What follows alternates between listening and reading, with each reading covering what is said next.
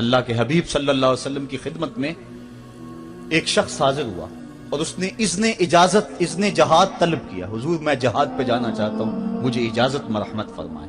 حضور نے فرمایا احیٌ والداک, کیا تیرے والدین زندہ ہیں؟ قالا نعم, عرض کی ہاں حضور میرے والدین زندہ ہیں. قالا ففیہما فجاہد, کہا جا ان کی خدمت کر, یہی تیرا جہاد ہے.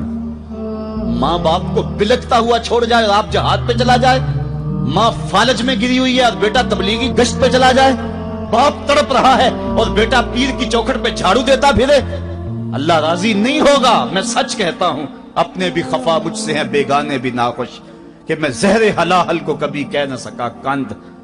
بات وہی کہتا ہوں, سمجھتا ہوں جسے حق, نئے ابلۂ مسجد ہوں, نئے تہذیب کا فرزند. محمد عربی صلی اللہ علیہ وسلم سے بڑا پیر کون ہو سکتا ہے؟ لیکن حضرت وہ ویسے کرنی نہیں آ رہے. آقا کریم اپنے بٹن کھولتے ہیں اور کرن کی طرف, یمن کی طرف رخ کر کے لمبی سانسیں لیتے ہیں اور کہا میں رحمان کی خوشبو پا رہا ہوں. ایک دن صحابہ نے پوچھا, بندہ نواز جس کے لیے تڑپتے ہو, جس کی ٹھنڈی ہوائیں آپ کو آ رہی ہیں, وہ آپ کا بڑا پیار کرنے والا ہے؟ کہا ہاں میرے سے بڑی محبت کرتا ہے. تو کہا پھر اتنی محبت کرتا ہے تو یمن تو دور نہیں ہے. بلال حبش سے آ گیا, سلمان فارس سے آ گیا, سہیب روم سے آ گیا, اور وہ یہاں یمن سے نہیں آ سکا. فرمایا اس کی بوڑھی اور نابینا ماں ہے جس کی خدمت اس کو نہیں آنے دیتی. اللہ اکبر. اب حضرت اویس کرنی نہیں آئے لیکن خیر التابعین کہلائے. آئے نہیں لیکن حضور ان کی یاد میں تڑپ رہے ہیں. اللہ, بلکہ حضور نے فرمایا کہ کوئی جائے اویس بن عامر کو ملے, اور جب ملے تو اس کو کہنا میری امت کی بخشش کی دعا کرے. جو ماں باپ کی خدمت کرتا ہے, اس سے ثابت ہوا اس کی دعائیں قبول ہوتی ہیں.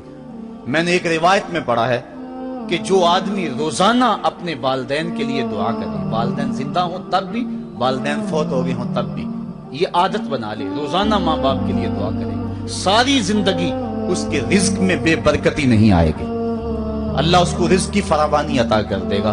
اور جو والدین کے لیے دعا نہیں کرتا, اللہ تعالیٰ کی رحمتوں سے محروم ہو جاتا ہے.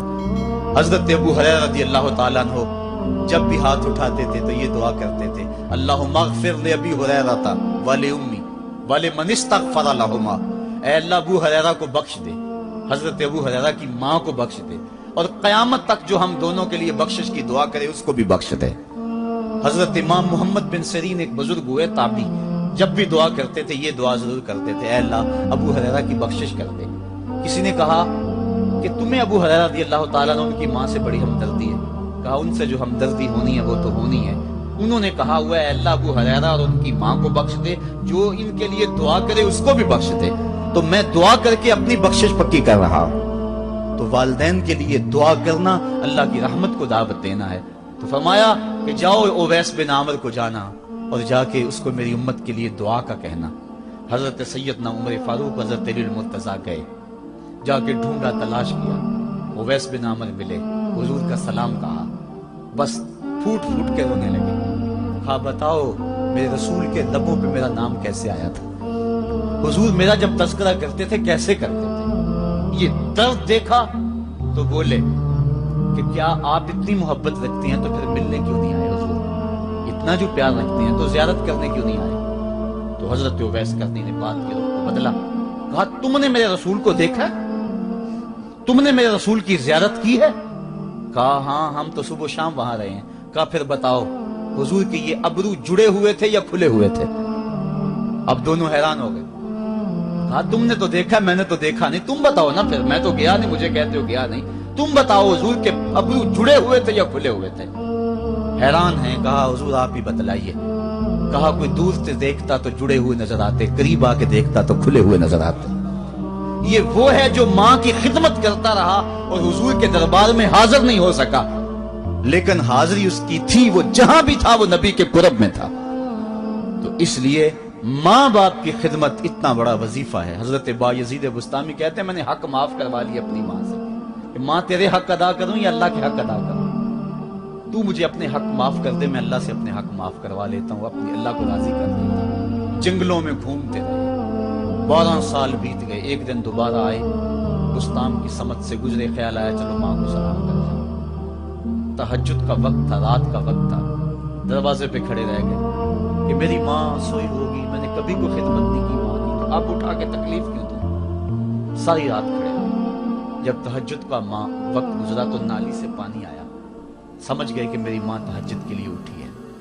दरवाजे के करीब हो गए तो माँ ने हाथ उठा लिए, कहा अल्लाह मेरा बेटा बा यजीद तेरी तलब में निकला हुआ है, मैंने उसे अपने हक माफ कर दिए, तू उसको अपना विसाल अता कर दे। हजरत बा यजीद दरवाजा खटखटाने लगे और माँ के कदमों में लिपट गए और रो के कहने लगे, जिस रब को मैं जंगलों में तलाश करता हूँ वो तो रब मेरी माँ के पास है। तो माँ की दुआओं में अल्लाह की रिजा है, माँ राजी हो जाए तो समझ लो खुदा राजी है। अल्लाह ताला जल्ला शान ने इरशाद फरमाया, वक़दा रब्बुका अल्ला ताबुदू इल्ला इय्याहु, तेरे रब ने यह तय कर दिया है कि उसके अलावा किसी की पूजा नहीं करोगे। व बिल वालिदैन इहसाना, और वालिदैन के साथ उसने सुलूक से पेश आओगे।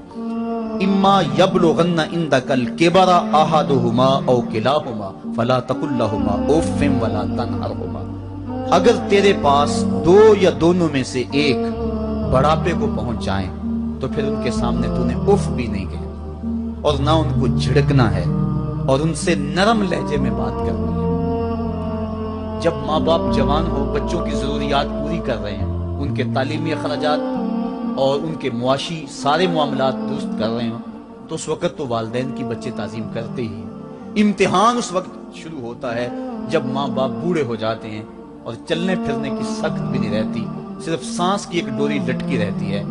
और जिस तरह बच्चा अपने बदन से मक्खी भी नहीं उड़ा सकता था, अब ये हालत माँ बाप पर आ गई और बच्चे की तरह मिजाज चिड़चिड़ा हो गया। जमाने के हालात बदल गए, लेकिन माँ की पुरानी, बाप की वो पुरानी रवश है, वो उसी अंदाज में उसी डगर में बात करता है। ये आजमाइश के दिन है, ये इम्तिहान के दिन है। अब देखना है वालिदैन की इस वक्त तारीफ कौन करता है। फरमाया, इम्मा यबलुगन्ना इंदकल किबरा, अगर तेरे पास वो बढ़ापे को पहुंच जाएं, दोनों पहुंच जाएं, या तेरी खुशकिस्मती कि दोनों में से एक पहुंच जाएं या दोनों पहुंच जाएं, तो फिर उनकी तूने ताजीम करनी है। क्या कैसे ताजीम करनी है? फला तकुल लहुमा उफ़्फ़िन, तूने उनको उफ भी नहीं कहना। हजरत इमाम फखरुद्दीन राजी के हवाले से मैं आज ही सुबह या गुज़श्ता शब उफ की तशरीहात देख रहा था। उन्होंने 12-13 अक़वाल बयान किए हैं, लेकिन 2 कौल फरमाते हैं। उफ ये है कि इंसान के बदन के ऊपर जो शफाफ रहता हो, साफ रहता हो, मट्टी पड़ जाए, रेत का जर्रा पड़ जाए, तो उसको फूंक मार के उसको हटाता है, तो वो फूंक से जो आवाज पैदा होती है उसको अरबी में उफ कहते हैं। तो फिर उफ हर उस चीज के लिए मनकूल हो गया जो नापसंदीदा है। एक तो कौल ये है कि वालिदैन के सामने इस एहतियात से रहो। दूसरी बात, आप फरमाते हैं उफ का मफहूम ये है कि जब माँ बाप बूढ़े हो जाएं तो बोलो बरास चारपाई पे निकल जाते हैं और इंसान उनको उठा के उनकी खिदमत करता है, सफाई करता है, कपड़े बदलता है। इंसान की तबीयत में जो फितरी नफासत है उसके तहत उसको माँ बाप से जो मकरूह और नापसंदीदा बू आती है उससे वो बचना चाहता है। वो नफरत माँ बाप से नहीं होती, वो नफरत उस बदबू से होती है जो माँ बाप के बदन से या चारपाई से या कपड़ों से उठ रही है। तो बंदा अपने जो है वो नाक पे कपड़ा रख लेता है उस बदबू से बचने के लिए। तो उफ के मफहूम को बयान करते हुए हजरत इमाम राजी कहते हैं कि इंसान को इस बात से भी रोका गया है कि तू अपने नाक पे कपड़ा रख के अगर उनको सफाई कर रहा होगा तो माँ बाप के नाजुक दिल पे कहीं ये बोझ ना आ जाए कि मेरा बेटा मुझसे नफरत कर रहा है। इसलिए वालिदैन की ताजीम का आलम यह है कि तू खुले नाक से उनकी खिदमत करे और वो बदबू सहता रहे और अपने नाक के ऊपर कपड़ा भी न रखे कि तेरे माँ और तेरे बाप के दिल के अंदर इतना खलाल और मलाल भी पैदा ना हो। ये है उफ का जुमरा। हजरत इमाम हसन रदी अल्लाह तआला अन्हु ने सारी जिंदगी अपनी वालिदा हजरत फातिमा ज़हरा के साथ बैठ के खाना नहीं खाया था। एक दिन हजरत सैयदा फातिमा ने फरमाया कि बेटा मेरा जी चाहता है कि मेरे साथ तुम बैठ के खाना खाओ, लेकिन तुमने कभी भी मेरे साथ बैठ के खाना नहीं खाया, क्या वजह है इसकी? हजरत इमाम हसन फरमाने लगे, अर्ज करने लगे, अम्मी मैं इस डर से आपके पास बैठ के खाना नहीं खाता कि कहीं किसी लुकमे की तरफ आपकी नजर बढ़ जाए और मैं अदमे आगही की वजह से अपने हाथ को उस लुकमे के पे डाल लूं اور نہ جان سکوں کہ اس لقمے کو اٹھانے کا ارادہ میری ماں کے دل میں پیدا ہو چکا ہے اور میں اللہ کی رحمتوں سے محروم ہو جاؤں، اس ڈر سے میں آپ کے ساتھ بیٹھ کے کھانا نہیں کھایا کروں۔ یعنی ماں باپ کی تعظیم کا عالم یہ ہے، اف تک نہ کہو۔ حضرت سعید بن المسیب رضی اللہ تعالی عنہ جلیل القدر تابعی ہیں، وہ فرماتے ہیں کہ والدین کے سامنے بیٹے کی حالت کیا ہونی چاہیے۔